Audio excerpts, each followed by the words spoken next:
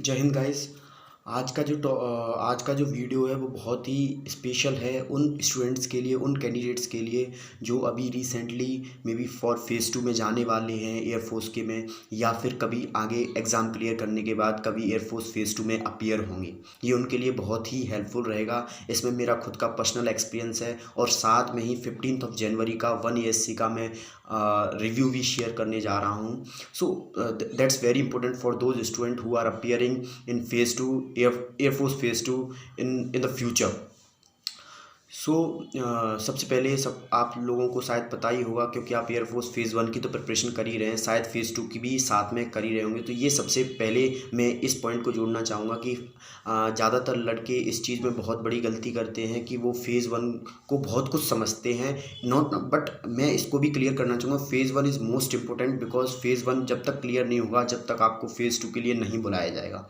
सो आपको फेज़ 1 को ज़्यादा टाइम देना है, इसमें कोई डाउट नहीं है, बट आपको उसके साथ साथ में आपको टाइम फेज़ 2 को देना पड़ेगा बिकॉज फेज़ 1 के रिज़ल्ट के बाद मे बी आपको सिर्फ 1 और मे बी 25 डेज़ आपको मिलते हैं।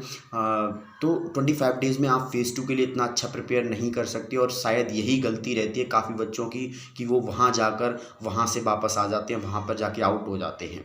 सो अभी मैं अपना खुद का पर्सनल एक्सपीरियंस शेयर करूँगा जो मैंने वहाँ पे फ़ील किया, जो मैंने वहाँ पर सीखा, बिकॉज़ ये मेरा भी पहला फेज़ 2 था जो मैंने एयरफोर्स में दिया। जो मेरा 15 जनवरी को था अम्बाला में। तो सबसे पहले एज़ यूजुअल डिफेंस क्राइटेरिया 5:30 पर मेरी रिपोर्टिंग थी। 5:30 पर रिपोर्टिंग होने के बाद जितने भी कैंडिडेट वहाँ आए हुए थे, सारे कैंडिडेट्स की बायोमेट्रिक करके उन्हें चेस्ट नंबर अलॉट किए गए। So after allocation of chest number सबको पीएफटी के लिए रेडी होने के लिए बोल दिया गया। सारे जो कैंडिडेट थे वो पीएफटी के लिए रेडी हो रहे थे। रेडी के साथ साथ उनके चेस्ट नंबर अलोकेशन के साथ उन्हें बैच में भी डिवाइड कर दिया गया।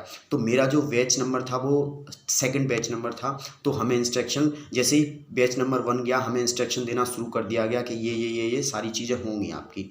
इस बार एयरफोर्स ने काफ़ी सारी चीज़ें बदल दी थी। जैसे हमने सुना था कि कभी इतने ज़्यादा एयरफोर्स में पुशअप्स इतने मीन्स हार्ड नहीं कहना चाहूँगा, लेकिन इतना ज़्यादा सिचुएशन इतनी हार्ड नहीं होती थी बच्चों के लिए जो इस बार रही, क्योंकि इस बार उन्होंने पुशअप्स को थोड़ा ज़्यादा टिपिकल बनाने की कोशिश की। मतलब उसमें वो होल्ड करवा रहे थे। होल्ड करवाने का मतलब, कई बच्चे होल्ड करवाने का मतलब नहीं समझते। कई सोचते हैं कि शायद हर पुशअप्स पे होल्ड करवा रहे हैं, कई सोचते हैं कि on an average 2 and 3 second her pushups पे रुकवा रहे हैं, लेकिन ऐसा नहीं था। उनका क्राइटेरिया बिल्कुल डिफरेंट था। हर पुशअप्स पे स्टार्टिंग की 5 और 6 पुशअप्स के लिए वो on an average 3 to 4 second hold करवा रहे थे, बट आफ्टर 6th और 7th मतलब वो वहाँ पर 6th और 7th के बाद में वो पुशअप्स का जो टाइमिंग, होल्ड करवाने का जो टाइमिंग था उसको बढ़ा दे रहे थे। मींस वो 8 से 10 सेकंड, 10 से 12 सेकंड, 12 से 14 सेकंड।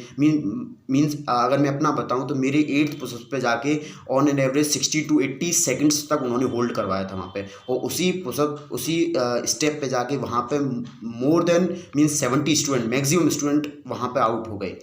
70 स्टूडेंट्स के करीब वहाँ पे आउट हुए थे। तो पीएफटी में उस दिन शायद पूरे अम्बाला एएससी से 72 स्टूडेंट को पुशअप्स में ही आउट किया गया था, 72 को। हालांकि बाद में उन लोगों को द्वारा चांस भी दिया गया, क्योंकि आपको पता है एयरफोर्स बहुत कोऑपरेटिव इन चीज़ों को लेके। तो उन्होंने उन बच्चों जो पहली बार आउट हो गए थे उनको द्वारा चांस दिया। तो मे बी 10 to 20 स्टूडेंट वहाँ पर उनको हेल्प रही उस चीज़ से, तो वो वहाँ पर उसको क्लियर करके दोबारा फिर हम वहाँ उसको क्लियर कर पाए।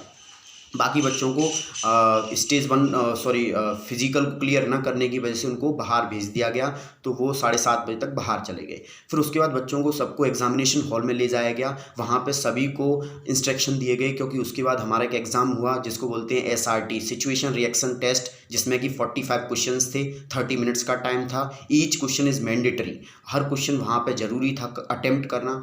उसमें नो नेगेटिव मार्किंग नहीं थी। उस क्वेश्चन पेपर का रिजल्ट मतलब आफ्टर 1 घंटे या आधा घंटे बाद उसका रिजल्ट बता दिया गया। तो उसमें सिर्फ मेरे वाले बैच, मतलब मेरे वाले दिन जो 15 जनवरी को फेज़ 2 हुआ था, उसमें 2 लड़के SRT में आउट थे। बाकी सारी बच्चों ने SRT क्लियर कर लिया था। उसके बाद हम सबका डॉक्यूमेंट वेरिफिकेशन होने लग गया। मे बी ये 1 से 2 घंटे तक चला डॉक्यूमेंट वेरिफिकेशन। उसके बाद लंच हुआ। लंच के बाद में जितने भी कैंडिडेट थे उन सब ने लंच करने के बाद में सबका ग्रुप डिस्कशन और जो इंटरव्यू सेशन होता है वो स्टार्ट हुआ। उस दौरान मेरा जो बैच नंबर था वो 3rd हो गया, क्योंकि उसमें जो सेलेक्टेड कैंडिडेट थे फिर उनको ही लिया गया। तो हर कैंडिडेट को 15-15 के ग्रुप में बांट दिया गया। तो ऐसे करके जो मेरा ग्रुप नंबर था वो ग्रुप नंबर 3 था। तो हम जब ग्रुप देने पहुंचे, विंग कमांडर जो 1 ASC के जो CO साहब हैं, कमांडिंग अफसर wing commander Manoj Menon sir, तो वो हमारे जो असेसर थे उनमें हेड थे। बाकी 2 और बैठे थे, एक शायद स्क्वाड्रन लीडर थे और एक वारंट ऑफिसर थे जो नॉन कमीशन्ड अफसर होते हैं उनमें से। तो उन तीनों अफसर्स ने हमारा ग्रुप डिस्कशन असेस किया। ग्रुप डिस्कशन का जो हमें क्या प्रोसीजर रहता है वो भी मैं आपको यहाँ पे मेंशन करना चाहूँगा। ग्रुप डिस्कशन में सबसे पहले आपको वहाँ पे 15 स्टूडेंट्स को बिठाल दिया जाता है। उनको सभी को एक एक पेज डिस्ट्रीब्यूट किया जाता है, जिस पेज पे एक कंप्रेंशन होता है 2 और 3 पैरा का। उन पैराग्राफ्स को आपको पढ़ के आपको ये आइडिया लगाना होता है कि आपको किस टॉपिक के ऊपर बोलना है। कई लड़के क्या सोचते हैं कि टॉपिक तुम्हें भूल दिया जाता है, उस टॉपिक के ऊपर तुम्हें बोलना होता है, बट ऐसा नहीं होता। आपको जो पेज दिया गया, जो आपको कंप्रेहेंशन प्रोवाइड किया गया है, उस कंप्रेहेंशन से सबसे पहले आपको ये क्लियर करना है कि आपका टॉपिक क्या है। अपने इंटेलेक्चुअल से जो आपने टॉपिक डिसाइड किया, उस टॉपिक को आपको अपने इंट्रो के साथ में ऐड करना है और उसको समराइज़ करना है कि मैं इन टॉपिक्स को इस टॉपिक के बारे में बताऊँगा। तो इसके लिए आपको शायद 1 से 1.5 मिनट टाइम मिलता है। ये डिपेंडिंग ऑन CO अगर मतलब नहीं चाहता कि आप 1.5 मिनट तक बोलें तो नेक्स्ट बोल के नेक्स्ट कैंडिडेट के लिए भी ट्रांसफ़र कर देता है, तो नेक्स्ट कैंडिडेट बोलना स्टार्ट कर देता है। तो ये डिपेंड करता है। उसके बाद जब इंट्रो सभी बच्चों का इंट्रो मतलब ख़त्म हो जाता है, उसके बाद वो कहता है okay gentleman now you start your discussion. तो उसके बाद डिस्कशन स्टार्ट हो जाता है। डिस्कशन में एक कैंडिडेट इनिशिएट करता है, उसके बाद सारे बच्चे अपनी आर्ग्यूज़, जो कैंडिडेट अपना अपोजिट है आर्ग्यू करना चाहता है, जो उसके फेवर में है वो मतलब क्या पॉइंट रखना चाहता है वो चलता है। वो डिपेंड करता है CO के ऊपर कि वो कितना ज़्यादा उस चीज़ को इंटरेस्ट ले रहा है। तो वो 10 मिनट भी चल सकता है, 15 मिनट भी चल सकता है, but up to the maximum 25 और 30 मिनट्स तक एक ग्रुप डिस्कशन चलता है। उससे ज़्यादा शायद कोई ग्रुप डिस्कशन नहीं चलता है। उसमें नॉर्मल वो कभी कभार ग्रुप डिस्कशन में आपसे कुछ पूछ भी लेते हैं, कहाँ से आई हो, ये सारी चीज़ें, थोड़ी बहुत एयरफोर्स के बारे में भी चीज़ें पूछ लेते हैं थोड़ा बहुत, अगर उनको लगता है CO को। ऑन द बाउंड्री जो बच्चे बाउंड्री लाइन केसेस होते हैं, मतलब उनको लगा है कि इस बच्चे ने ज़्यादा अच्छा नहीं भी बोला है लेकिन इतना बुरा भी नहीं बोला कि इसको आउट किया जाए, तो वो उनसे CO पर्सनली कुछ बोलता है कि आप इन टॉपिक्स के अलावा भी, अगर आपको जो मैंने पैरा जो कंप्रेंशन प्रोवाइड किया था उसके अलावा आपको कोई नॉलेज हो इस टॉपिक के बारे में, तो वो पॉइंट्स आप रख सकते हैं। तो उन बच्चों को थोड़ा ज़्यादा चांस दिया जाता है जो बॉर्डर लाइन पे होते हैं। उसके बाद सारी चीज़ें जो ग्रुप डिस्कशन के बाद वहाँ पर मतलब काफ़ी टाइम लगाया रिजल्ट को अनाउंस करने में। मे बी सारे बच्चे ग्रुप डिस्कशन को कंप्लीट करके और जो इंटरव्यू सेशन वो सारी चीज़ें थी उनको क्लियर करके मे बी 2 बजे तक सारे कैंडिडेट फ्री हो गए थे। लेकिन हमारा जो रिजल्ट अनाउंस किया गया वो शायद 4 बजे के अबाउट अनाउंस किया गया। तो 4 बजे जब रिजल्ट आया तो उसके बाद जैसे ही चेस नंबर, जिन बच्चों के चेस नंबर, अम्बाला में थोड़ा सिस्टम अलग रहता है, जिन कैंडिडेट का चेस नंबर अलॉट किया जा रहा था, सबसे पहले बच्चे काफ़ी क्यूरियस थे इस चीज़ को जानने के लिए कि पता नहीं किसका चेस नंबर अनाउंस किया जाएगा, सेलेक्टेड का कि जो बच्चे डिसक्वालीफाई किए जा रहे हैं उनका। तो वहाँ पे फॉर्चुनेटली मेरा नाम पहले नहीं लिया गया, क्योंकि उनमें जो नाम लिए जा रहे थे वो डिसक्वालीफाई स्टूडेंट्स के लिए जा रहे थे और उनसे सारी चीज़ें कंफर्म की जा रही थी कि आपका नाम क्या है, पिताजी का नाम क्या है, डेट ऑफ बर्थ क्या है आपकी। ये सारी चीज़ें कंफर्म इसलिए हो रही थी कि कहीं गलती से कोई ऐसा बच्चा ना चला जाए जो रिकमेंड किया गया है, वो बच्चा उठ के ना चला जाए। तो इस चक्कर में ये सारी चीज़ें कंफर्म की जा रही थी। जब वो बच्चे चले गए तो CO ने सभी जो क्वालिफाइड स्टूडेंट थे उनको कॉन्ग्रेचुलेशंस की ग्रीटिंग्स दी, काफ़ी सारी बातें बताई ये और मतलब PSL और एनरोलमेंट लिस्ट की डेट्स बताई, हमको मेडिकल के लिए समझाया कि क्या क्या करके बच्चों को आना है मेडिकल के लिए। और फिर उसके बाद हमारा मेडिकल डॉक्यूमेंटेशन स्टार्ट किया गया। मेडिकल डॉक्यूमेंटेशन स्टार्ट करने से पहले एक एनवेलप आता है, उस पर मतलब वो एयरफोर्स की तरफ से होता है, उसमें ज्वाइनिंग लेटर के लिए होता है वो एनवेलप। उसमें सभी बच्चों को अपनी हैंड राइटिंग में अपना एकदम क्लियर हैंड राइटिंग में अपना एड्रेस लिखना होता है। और वो इसीलिए होता है कि आप अपना एड्रेस बिल्कुल एग्जैक्ट हैंड राइटिंग में, बिल्कुल क्लियर हैंड राइटिंग में लिख के जा सकें। तो वो एनवलप सबको डिस्ट्रीब्यूट किया गया। एनवलप पे सबने अपना अपना एड्रेस डाला।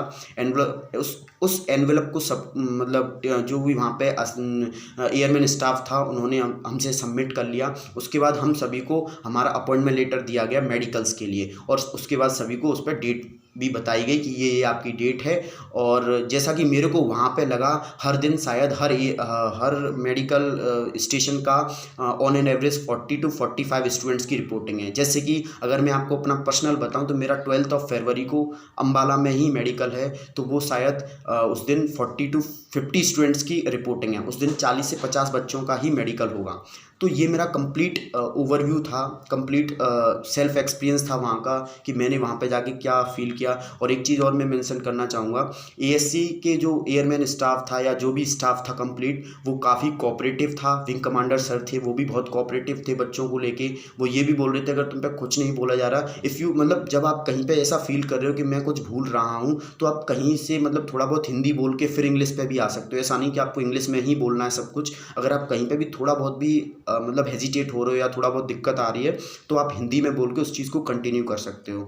सो ये यहाँ पे मेरे को लगा कि सीओ साहब बहुत कोऑपरेटिव हैं। सो इन सारी चीज़ों से मेरे को लगा कि वन एएससी, कई लोग बोलते थे कि अम्बाला का जो एएससी है वो काफ़ी टफ है, और सारे एएससी का वो बोलते थे ये ठीक है, ये ठीक है। मेरी समझ के अनुसार कोई भी एएससी टफ नहीं है, कोई भी एएससी ईजी नहीं है। अगर आपके अंदर टैलेंट है, आप अगर उस चीज़ को क्वालिफाई कर सकते हो, तो आप कहीं से भी क्वालिफाई कर सकते हो। इस चीज़ में मैं किसी की भी भावनाओं को इतनी करना चाहूँगा, जैसे कई बच्चे बोलते हैं कि अरे नहीं थोड़ा बहुत होता है, वो हर किसी का एक पर्सनल परसेप्शन है उस चीज़ को लेके।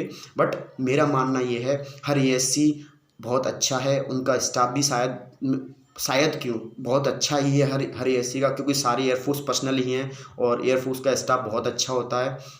तो इस चीज़ों को लेके मुझे लगा कि काफ़ी कोऑपरेटिव है वहाँ के लोग बाग।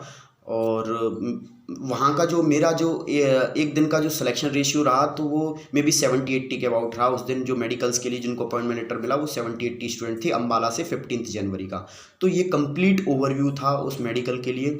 और अभी शायद 22 जनवरी से एयरफोर्स के नेक्स्ट इनटेक के लिए 120-22 के लिए द्वारा एप्लीकेशन फॉर्म आ रहे हैं। मैं अपने जूनियर, अपने कलीग्स और मे बी कोई सीनियर, सबको मैं इंस्पायर करना चाहूँगा, सबको बताना चाहूँगा, हर कोई उस फॉर्म को भरे और अपना बेस्ट देने की कोशिश करें। एयरफोर्स आपको वहाँ पे डिसक्वालीफाई करने के लिए नहीं आपका एग्ज़ाम ले रही है। Air force wants to be select you. Air force चाहती है कि आप वहाँ जाएं, आपको सेलेक्ट करें। Okay, so thank you so much to listening me. Thank you, bye.